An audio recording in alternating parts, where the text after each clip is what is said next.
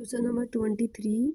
A game consists of tossing a 1 rupee coin 3 times. यानी एक ऐसा गेम खेला जा रहा है या कि जिसमें 1 रुपये के एक सिक्के को 3 बार उछाला जा रहा है and noting it's outcome each time, और प्रत्येक टाइम इसके जो आउटकम्स हैं उनको नोट किया जा रहा है। यानी एक सिक्के को 3 बार उछाला जा रहा है और हर बार उस पर हेड आ रहा है या टेल आ रहा है, जो भी आ रहा है उसको नोट किया जा रहा है। Hanif win if all the tosses give the same result 3 heads और 3 टेल्स एंड, तो हनीफ है वो ये गेम जीत जाता है अगर जितनी भी बार टॉस किया जाए तो सेम रिजल्ट आए, या तो हर बार हेड आए या हर बार टेल आए। ठीक है। एंड लॉसेज अदरवाइज, यानी अगर ऐसा नहीं हुआ तो वो लूजर हो जाएगा, यानी उसका जो गेम है वो हार जाएगा।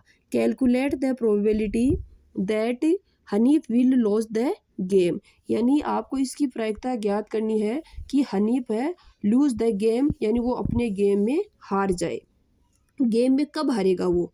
जब सेम रिजल्ट नहीं आए। तो देखो किसी भी सिक्के को 3 बार उछाला जाता है तो या तो तीनों बार हेड आ सकता है, तीनों बार टेल आ सकता है, ऐसा हो सकता है 2 बार हेड आए फिर टेल आए, ऐसा हो सकता है पहली बार टेल दोनों बार हेड, ऐसा हो सकता है ऐसा ऐसा और ऐसा। हनीफ गेम जीत जाता है अगर तीनों रिजल्ट सेम आए। तो ऐसा 2 ही आउटकम्स ऐसे कि तीनों में हेड आ जाए या तीनों में टेल आ जाए, ऐसे 2 आउटकम्स हैं। कब? जब हनीफ जीतेगा। सो टोटल आउटकम्स कितने? 8 हैं। 1 2 3 4 5 6 7 8। वैसे भी मैंने आपको बताया था कि एक जो सिक्का है उसको उछाले जा रहे हैं तो उस पर टोटल आउटकम्स है वो 2 है, और एक सिक्के को 3 बार उछाला जिस पे पावर 3 आ जाएगी, तो 2 इंटू 2 इंटू 2 कितना हो गया? 8। तो टोटल आउटकम्स कितने आएंगे? 8 आएंगे। ऐसे ही डाई के लिए, डाई में एक बार में 6 आउटकम्स आ सकते हैं, तो 6 की पावर अगर एक बार उछाल रहे हो तो 1, 2 बार उछाल 2, 3 बार उछाल रहे हो तो 3। Hanif will lose the game is outcomes are, Hanif है वो गेम हार जाएगा अगर सेम रिजल्ट नहीं आया। तो सेम रिजल्ट तो 2 ही बार आएगा। ये 6 ऐसे हैं आउटकम्स जिनमें हनीफ है वो गेम हार जाता है। So P Hanif will lose the game, पहली प्रोबेबिलिटी हम निकाल रहे हैं अगर हनीफ गेम हार जाता है। ये पूछा है Hanif will lose the game, अगर हनीफ अपना गेम हार जाएगा। तो हनीफ कब हार जाएगा अपना गेम? जब ये प्रोबेबिलिटी आएंगे, यानी सेम रिजल्ट नहीं आएगा। तो नंबर ऑफ फेवरेबल आउटकम्स कितने हैं? 6। Total number of outcomes 8। तो 2 3 जा 6 और 2 4 जा 8, यानी 3/4 है इसकी प्रोबेबिलिटी। क्वेश्चन नंबर 24 है ए डाई इज थ्रो ट्वाइस, एक पासे को 2 बार उछाला जा रहा है, तो टोटल आउटकम्स कितनी हुई? 6 की पावर 2 36।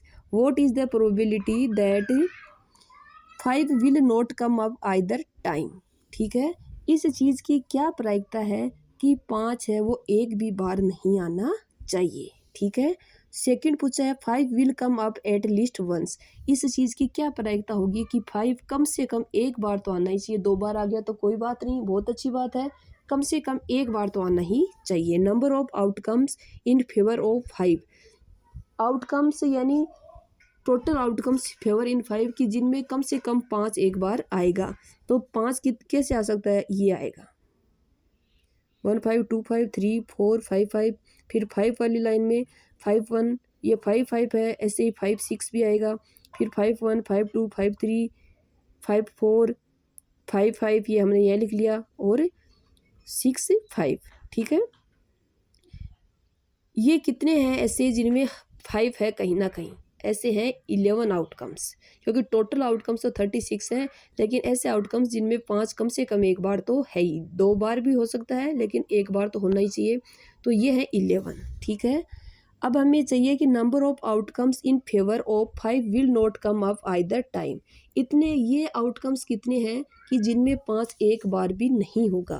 तो 5 एक बार होगा, ये 11 है, और टोटल आउटकम्स 36 है, तो 36 में से 11 हटा दो, उनमें 5 एक बार भी नहीं होगा। ऐसे कितने हैं? 25 आउटकम्स हैं। Probability 5 will not come up either time, कि जिनमें 5 एक भी बार नहीं आएगा। आउटकम्स कितने हैं ऐसे? 25, और टोटल आउटकम्स हैं 36, तो ये इसकी प्रायिकता है।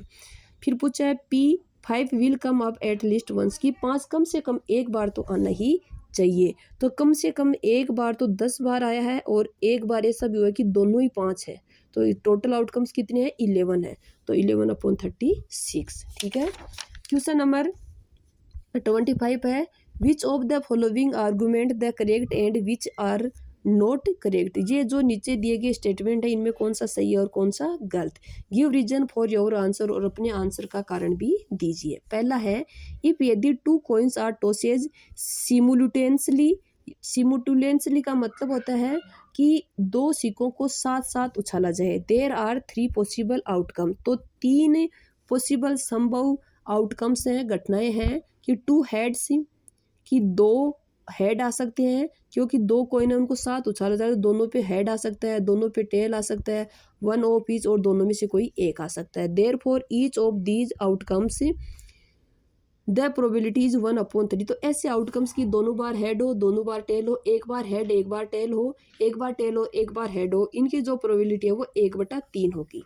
टोटल पॉसिबल आउटकम्स आर, एक पहले हो सकता है दोनों पे हेड आगे हो सकता है एक बार हेड दूसरे पे टेल, हो सकता है पहले पे टेल दूसरे पे हेड, हो सकता है दोनों पे टेल हो। तो टोटल आउटकम्स कितने हैं? 4 हैं। एक सिक्के को 2 बार उछाल दो, चाहे 2 सिक्कों को एक बार उछाल दो, बराबरी बात है। तो ये है 2 सिक्के हैं उनको एक बार उछाला जा रहा है। ठीक है। तो 2 सिक्कों को उछाला जा रहा है और एक एक बार उछाला जा रहा है, तो कितने हो गए आउटकम्स? 4 हो गए। तो पी गेटिंग 2 हेड्स, अगर इस चीज की क्या प्रायिकता है कि 2 हेड आए, तो 2 हेड आए सिर्फ ऐसा आउटकम्स एक ही है और टोटल आउटकम्स है 4, तो 1/4। ऐसी गेटिंग 2 टेल्स की 2 टेल आए, ऐसा आउटकम्स भी एक ही है कि दोनों बार टेल आए, तो 1/4। P getting 1 head and 1 tail, एक हेड और एक टेल हो, तो एक हेड और एक टेल, और इसमें भी एक टेल और एक हेड, ऐसे आउटकम्स है 2, तो 2/4। तो ये कितना आएगा? 1/2। ये कितना आएगा? 1/2 आएगा। ठीक है। तो ये 1/4, ये 1/4, ये है 1/2। Hence this argument is incorrect. तो ये आर्ग्यूमेंट है वो सही नहीं है, क्योंकि ये कह रहा है कि 1/3 आना चाहिए, जबकि हमारे पास तो 1/3 आया ही नहीं।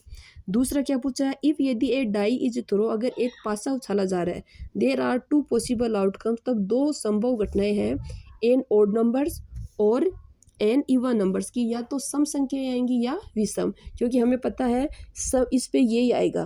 टोटल आउटकम्स ये है। ठीक है। तो इनमें 3 ही तो ओड नंबर है। ठीक है। विषम संख्याएं ये ओड नंबर है और ये इवन नंबर है। 2 4 6 इवन, 1 3 5 ये ओड, तो 3 ही तो ओड है, 3 ही इवन है। ठीक है।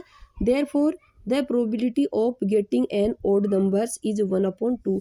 तो आपको ओड नंबर आने की प्रायिकता 1/2 होगी। Total outcomes are 6, number of odd numbers equal to number of even numbers equal to 3। Odd number भी और इवन नंबर भी कितने हैं? 3 है। P getting an odd number 3/6 equal to 1/2। P getting an even number 3/6 1/2।